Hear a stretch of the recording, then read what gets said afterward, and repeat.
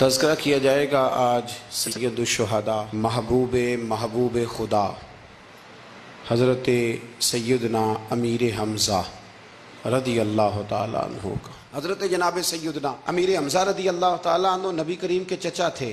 بعض مفسرین نے لکھا ہے کہ یہ حضور کے خالہ زاد بھی تھے۔ ان کی والدہ اور حضرت آمنہ دونوں بہنیں تھیں، اور ان دونوں نے ایک ہی لونڈی ثویبہ کا دودھ بھی پیا تھا۔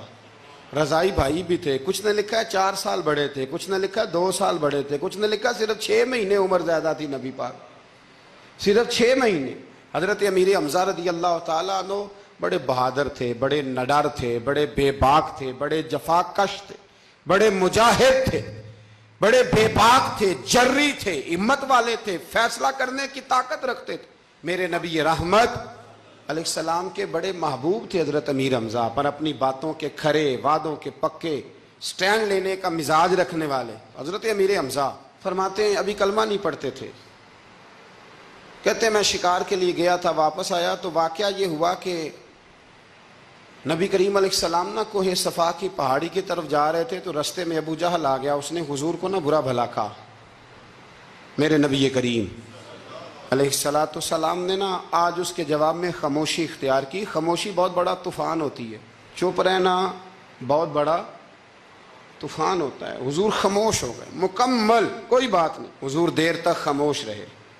نبی کریم علیہ السلام جب خاموش رہے تو سر پٹایا، اور اس کے ہاتھ میں ڈنڈا تھا، حضور کے سر اقدس پر دے مارا۔ حضور کچھ نہیں بولے، خاموش رہے، سر پہ ہاتھ رکھا، گھر تشریف لے گئے۔ وہ لونڈی دیکھ رہی تھی، نبی کریم علیہ السلام تشریف لائے حضرت ختیجہ کے گھر۔ اتنی دیر میں حضرت امیر حمزہ آئے تو اس لونڈی نے نا جناب امیر حمزہ کو مخاطب کیا، چونکہ اس نے حضور کو بھی دودھ پلایا تھا اور جناب امیر حمزہ کو بھی برابر کی محبت تھی، رضائی والدہ تھی۔ حضرت امیر حمزہ کو دیکھ کے کہنے لگی امیر حمزہ کہاں سے آ رہے ہو؟ کہا شکار کھیل کے آ رہا ہوں۔ فرمایا کیا فائدہ تیری بہادری کا، کیا مطلب ہے تیرے اس سارے کارنامے کا، کہا ہوا کیا؟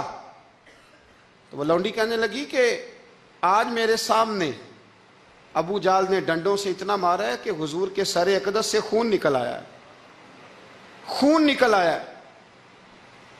مجھے پتہ ہے ابو جہل یہ ظلم اس لیے کرتا ہے کہ محمد ابن عبداللہ کے والد موجود نہیں۔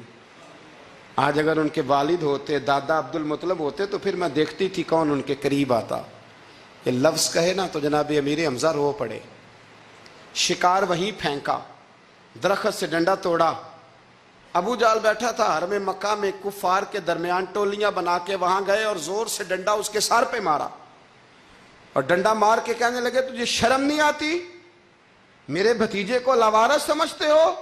جرت ہے تو ذرا آنکھ اٹھا کے ایک دفعہ دیکھو، میں تمہاری آنکھ نہ نکال دوں تو کرو ہمت، اگر طاقت ہے تو بولو۔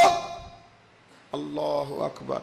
جب یہ لفظ کہے، جب یہ بات کری تو ابو جہل کانپنے لگا۔ کچھ لوگوں نے چاہا حضرت امیر حمزہ کے معاملے میں مداخلت کرنی، پر کہنے لگا چپ کر جو، تمہیں پتہ نہیں یہ شیر بڑا ہے، یہ دلیر ہے، یہ طاقتور ہے، خبردار کوئی بات نہ کرنا۔ اللہ اکبر۔ حضرت امیر حمزہ وہاں سے نہ نکل کے تو سیدہ ختیجہ کے گھر آئے۔ سیدہ ختیجہ الکبریٰ رضی اللہ تعالیٰ عنہ نا نبی کریم کو مرہم پٹی کر رہی تھی۔ حضور نے چچا کا چہرہ دیکھا تو آنکھوں میں آنسو آ گئے۔ حضرت امیر حمزہ بھی روئے اور کہنے لگے بھتیجے خوش ہو جا، میں اس کا سر پھوڑ آیا ہوں۔ اتنی زور سے مارا ہے کہ اس کو ہمت نہیں ہوئی بات کرنے کی۔ حضرت امیر حمزہ کے جواب میں محبوب فرمانے لگے چچا میں ابو جہل کا سر پھوڑنے سے تو خوش نہیں نہ ہوتا۔ کہا آپ کیسے خوش ہوتے ہیں؟ فرمایا آپ کلمہ پڑھ جائیں میں خوش ہو جاؤں گا۔ تو حضرت امیر حمزہ کہنے لگے کلمہ پڑھنے سے راضی ہو جاؤ گے، خوش ہو جاؤ گے، بس اتنی سی بات؟ فرمایا ہاں۔ تو کہا پڑھاؤ کلمہ، پڑھاؤ کلمہ۔ حضرت محبوب کریم نے کلمہ پڑھایا اور جناب امیر حمزہ اسی وقت مسلمان ہو گئے۔ بس پھر اللہ نے اسلام کو قوتیں دے دی۔